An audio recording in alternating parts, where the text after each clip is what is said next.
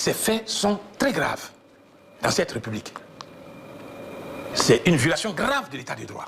Une violation grave du droit parlementaire. Une violation grave, pas d'une loi ordinaire, non. Pas d'une loi organique, non plus. Mais d'une loi constitutionnelle. Comment peut-on, si l'on ne peut entendre un député au cours d'une session parlementaire sans que son immunité n'ait été levée, comment peut-on, plus grave, le garder à vue? C'est une dérive. C'est une dérive très grave. Nous sommes un peu inquiets, parce que, vous l'avez dit, moi je suis citoyen. Si un député de la nation peut être interpellé aussi facilement, écroué à la MACA, devenu maintenant PPA, moi qui suis citoyen sans immunité, quel sera donc mon sort? C'est la question que nos concitoyens se posent en ce moment chez eux. On n'a pas le contenu du dossier. Nous savons que Soumaïla Bredoumi est député de la nation, il est porte-parole d'un parti politique. Il était hors du pays. Il est rentré parce qu'il estime que le calme est revenu, parce que c'est un fils de la nation. Il a un rôle à jouer en Côte d'Ivoire. Les élections législatives, c'est pour dans quelques semaines. Il est candidat chez lui. Il doit donc battre campagne pour renouveler son mandat. Et c'est en ce moment-là qu'il est interpellé et écroué comme un citoyen lambda. À ce jour, la question que nous nous posons, que vaut encore l'immunité parlementaire en Côte d'Ivoire? On nous dira que c'est un cas de flagrant délit. On parle de terrorisme, on parle de trouble à l'ordre public, d'atteinte à la sécurité de l'État. Des faits qui sont reprochés à tout citoyen qui, dans l'opposition ou dans la société civile, prend la parole pour donner son avis sur la gouvernance du pays. On a le sentiment qu'il y a une forte volonté, une ferme volonté de museler toutes les voix discordantes. C'est cela que nous condamnons déjà. Maintenant, on verra bien ce que la justice nous présentera officiellement dans le dossier, parce que nous voulons cette fois-ci savoir exactement ce qui est reproché à l'honorable Bredoumi Soumaïla. Oui, ce que je veux dire d'abord, c'est que la situation de l'immunité parlementaire en Côte d'Ivoire n'est pas absolue. Il y a également le fait que ça doit pouvoir supporter le cas de flagrant délit pour qu'un député soit mis à l'arrêt sans toutefois passer par l'Assemblée nationale ou par le bureau de l'Assemblée nationale.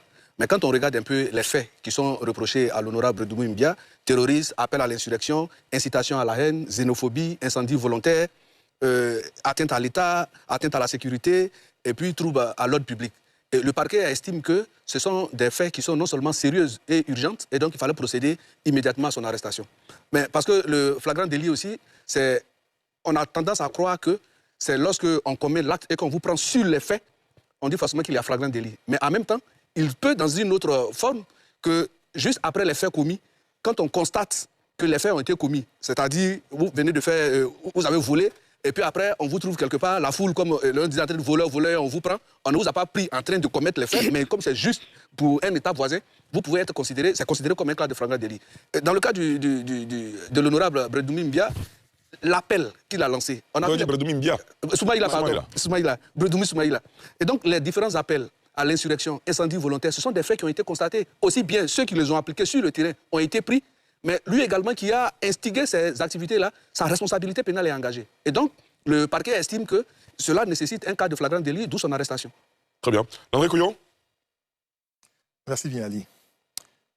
Les fonctions d'un État de droit sont, un, de protéger les citoyens, l'ensemble de la population contre les menaces externes, de protéger les citoyens d'eux-mêmes, de protéger les citoyens, les gouvernants des citoyens afin d'éviter les coups d'État, les insurrections. C'est aussi de protéger les citoyens des gouvernants et de protéger les gouvernants d'autres gouvernants. Je vais prendre la chute de mon propos en vue d'illustrer la question de l'immunité.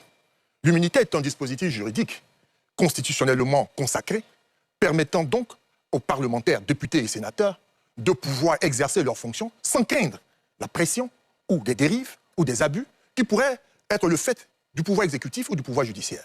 Sauf que ce dispositif juridique-là, il connaît des modèlements. Pourquoi? Parce que deux régimes coupent dans la conception même de l'immunité parlementaire. Il y a le régime de l'irresponsabilité qui concerne les opinions, les propos que tient le député en rapport avec sa fonction. Or, il faut bien rappeler la fonction du député. Sa fonction était de voter la loi, de consentir l'impôt, de pouvoir contrôler l'action gouvernementale, de pouvoir évaluer les politiques publiques et d'assurer la représentation nationale. Voici ce qui lui est demandé en tant que député. Donc, tant qu'il fait ceci, ses opinions sont protégées, il est couvert par cette immunité-là, et donc par cette irresponsabilité absolue. L'immunité est donc absolue. Et il y a le second mouvement qui est l'inviolabilité, que l'on pourrait qualifier d'une immunité extra-parlementaire, parce que le député, c'est un citoyen, c'est un être humain, il n'est pas député tout le temps. Lorsqu'il accomplit des actes qui sont qualifiés d'infractions, sans rapport avec les fonctions de député, celui-ci, en tant que justiciable, peut donc faire face au juge en vue de pouvoir soutenir sa responsabilité d'ordre pénal. Mais pour l'heure, il va falloir donc que 2 éléments soient traités. Un, le principe, c'est que le parlementaire qui est dans une pareille situation devra pouvoir bénéficier d'une autorisation de l'Assemblée nationale ou de la chambre à laquelle il appartient, afin que celle-ci lève l'immunité. Ou alors, dans le cadre du flagrant délit, cette levée de l'immunité n'a plus raison d'être. Le parquet ou le ministère public ivoirien estime, pour le dossier qu'il a et les éléments qui en ressortent, que les faits reprochés à l'honorable, au député Brendoumi, relèvent du flagrant délit. À cet égard, afin de pouvoir disposer d'un mandat de dépôt qui est décerné par le juge d'instruction, il a présenté sa thèse et ses hypothèses. Le juge, en la matière, est allé dans son sens. Aussi revient-il, sans extrapolation, à ses avocats de faire opposition et de démontrer, bien sûr dans le cadre de la procédure, que ce que retient le procureur et la qualification qu'il fait des faits n'est pas appropriée. Et même si l'on organise le procès du député, avant même que de traiter l'affaire dans le fond, elle sera d'abord examinée sur la forme et sur la régularité de la procédure. Ces avocats auront donc à soulever les exceptions afin de démontrer que le procureur a tort ou a raison. Donc pour l'heure, il faut donc dans un état de droit se féliciter que les procédures, notamment la procédure pénale qui garantit la protection des citoyens, soient observées et à ces avocats de pouvoir accompagner et assister le député afin qu'à l'occasion, ils puissent soulever les exceptions et faire montrer qu'ils sont dans leurs droits. D'accord. Aoumangaël Lakpa. Alors, merci Ali. Moi, je voudrais faire remarquer déjà que, heureusement, je prends la parole en 5e position. Il y a 4 qui se sont déjà exprimés avant moi, mais ce que je veux retenir, c'est que tout ça, c'est vraiment pas intéressant pour l'image de la Côte d'Ivoire. Ce n'est vraiment pas intéressant parce qu'on est dans un pays démocratique. C'est vrai, le procureur de la République, il est dans son rôle. Il est dans l'exercice de ses fonctions. D'un autre côté, l'avocat de Brendoumi, il est dans son rôle. Mais je note relativement au nombre de chefs d'accusation que finalement, on a presque l'habitude de voir ce nombre de chefs d'accusation. 18 chefs d'accusation, mais je dis que c'est un chapelet de chefs d'accusation. D'autant plus que cela ne dit pas forcément que l'honorable est coupable. C'est lorsqu'il y aura un procès qu'on pourra, et puis de toute façon, je pense que l'avocat, comment il s'appelle, Maître Blessy, aura l'occasion de pouvoir faire tomber certains chefs d'accusation. Donc peut-être à la fin, on verra qu'un certain nombre vraiment bien établi puisse tomber et puis que d'autres soient pris en compte. Vu ce qu'on entend, quand on entend terrorisme, acte de xénophobie, moi je pense qu'on a suivi un peu quand même les déclarations de Maître Blessy et je ne suis pas dans la position de l'avocat ou bien du juge, ce sont des questions juridiques qui ne sont pas dans lesquelles on n'est pas tellement à l'aise d'y entrer, mais je pense que la justice va faire son travail. Mais je note que ce n'est pas intéressant pour l'image de la Côte d'Ivoire parce qu'il faut remarquer que depuis un certain temps, dans les années 90, essayez de vous projeter un peu, de repartir un peu dans les années 90 et revenir dans ces 10 dernières années en Côte d'Ivoire, on se rend compte que l'image du député est en train d'être désacralisée. L'image du député est en train d'être dévalorisée. À mon sens, ce qui se passe là, du moment où il n'y a pas encore eu de jugement et que tout ce qu'on a dit, il y a la présomption d'innocence, on est dans un état de droit où carrément l'honorable Brendoumi, il était dehors il était hors du pays depuis au moins 6 ou 7 mois, il aurait pu y rester. Du moment où il est venu, moi je pense qu'on pourrait par exemple le mettre par exemple en résidence surveillée, c'est quelque chose qui peut se faire. Le prendre comme ça, le mettre en prison, je pense que c'est pas tellement intéressant. Je vais venir aussi sur la position des députés. Bon, les députés, finalement, on se pose la question de savoir si c'est un corps où ils sont ensemble à l'Assemblée nationale, parce que quand ils sont là-bas, on les appelle députés de la nation. On ne dit pas députés du RHDP, députés du PPACI, ils sont des députés de la nation, donc ils sont censés être ensemble. Je n'ai pas vu le point de vue ou la motion de soutien, je le dis et je souris, j'aurais voulu voir une motion de soutien du RHDP, j'aurais voulu voir une motion de soutien du PPACI, une motion de soutien du PDCI. On ne les a pas encore entendus, on n'a pas encore entendu le président de l'Assemblée nationale. Pour moi, je pense que ce n'est pas intéressant tout cela. Et je reviens pour dire qu'en Côte d'Ivoire, il faut quand même qu'au niveau de notre procédure judiciaire, on pense aussi à mettre les accusés souvent en résidence surveillée, ils vont pas fuir, on a des moyens de sécurité. On peut aussi, comment on appelle, il y a une procédure, je le dis sous le regard de maître, où on arrache les différents documents et puis on laisse l'individu sous contrôle judiciaire. Vous voyez, tout ça, ça existe. Mais j'ai l'impression que dès qu'il y a quelque chose, c'est la prison d'abord. Ce qui fait que les opposants de leur côté, ils sentent qu'ils ne tardent pas à mener la question sur le terrain politique. On s'est dit que oui, on le fait parce qu'on veut écarter un candidat sur le terrain parce qu'il y a le contexte qui est là. On est dans la période des législatives. Est-ce que ce n'est pas une manière de pouvoir l'écarter, même si le fait qu'il soit détenu pour l'instant ne l'empêche pas d'être candidat, mais quand même, il ne sera pas sur le terrain pour mener la campagne. Donc, ce qui fait que du point de vue du PDCI et de son parti politique, ils y voient une manœuvre politique et ce n'est pas fait pour nous arranger parce que finalement, on ne fait que voir cela en Côte d'Ivoire et c'est dommage pour nous tous. D'abord, je suis choqué par les différentes interventions de mes co-débatteurs. Choqué pourquoi? Et par quels propos précisément? D'abord, les derniers propos, j'ai entendu dire mon excellent co-débatteur, j'ai entendu dire qu'il n'a pas entendu les députés. Je pense qu'il a dit. Mais l'Assemblée nationale n'est pas un syndicat. L'Assemblée nationale, le Parlement n'est pas un syndicat où on se lève, on fait les déclarations, effectivement, tout ça zébute. Ce qu'il faut savoir, Et je voudrais compatir d'abord à ce qui arrive à mon excellent collègue Bredoumi Soumaïla, et ainsi qu'à son groupe parlementaire. Mais je voudrais d'abord m'abstenir de commenter le contenu d'un dossier que je n'ai pas. Par principe. D'abord, je suis avocat, vous le savez. Et déontologiquement, je dois m'abstenir de faire un commentaire sur les prises de position de mon excellent confrère, M. Bessie Chrysostome, qui, faut-il le rappeler, est mon vice-président au niveau de la CAGI, la Commission des Affaires Générales Institutionnelles. J'ai aussi noté une contradiction dans l'intervention du second intervenant. Docteur Kamena?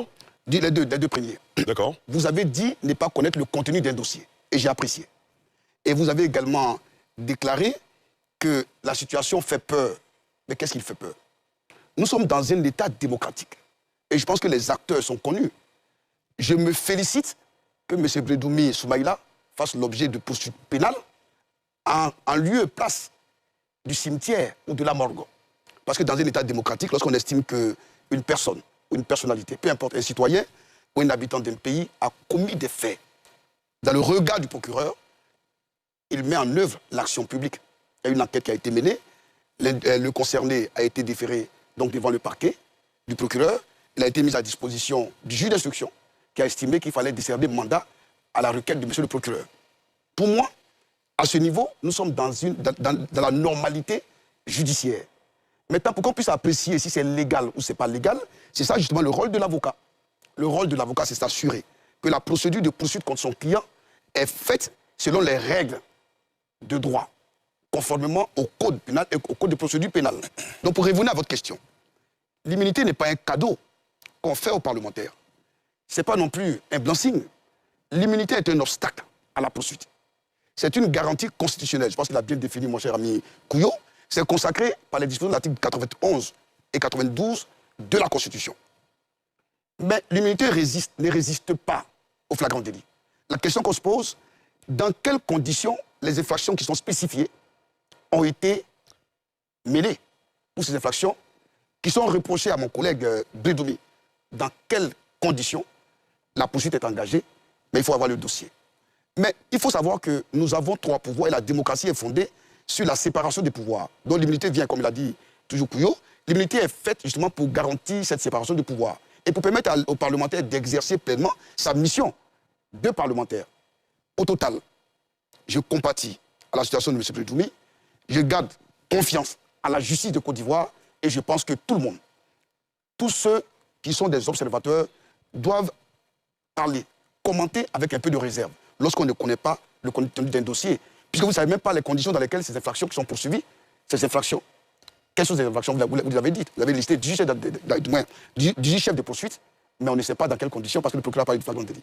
Si l'avocat de M. Bredoumi estime que les conditions du délit flagrant ne sont pas réunies, il lui appartient d'exercer les voies de droit pour dénoncer effectivement les conditions du placement sous mandat de dépôt. Et je pense que nous avons des institutions judiciaires. Le juge d'instruction, il y a une institution au-dessus du juge d'instruction, qui est la chambre d'instruction, qui garantit la liberté. Et je pense que mon excellent confrère et non mon collègue M. Bessie Chrysostome le sait peut-être même mieux que moi, mais peut-être mieux que vous. Il faut avoir confiance en la justice, il faut qu'on fasse confiance à la Côte d'Ivoire. Et ça aussi être citoyen. Les Ivoiriens nous écoutent. Il faut toujours éviter, au cours des débats, du populisme. Vous savez, j'ai beaucoup d'égards pour votre parti politique, qui a pour président un jeune frère pour qui, effectivement, j'ai des gars d'un collègue, des gars normal d'un collègue. Vous savez, je ne vais pas penser que ce parti est coutumier de la manipulation, je ne vais pas le penser. Mais vous dites une chose et son contraire. Vous dites la justice est manipulée, ce qui est grave. Vous dites c'est parce qu'il est pas RHDP qu'il est poursuivi et arrêté. Vous l'avez dit. Et vous faites une sorte de comparaison, de confusion entre la loi sur la presse et le statut du député. C'est une confusion grotesque. Et j'ai apprécié l'immunité, effectivement, n'est pas de l'impunité. Et vous chutez par dire que vous ne savez pas ce qui se passe dans le dossier. Mais quel est votre postulat?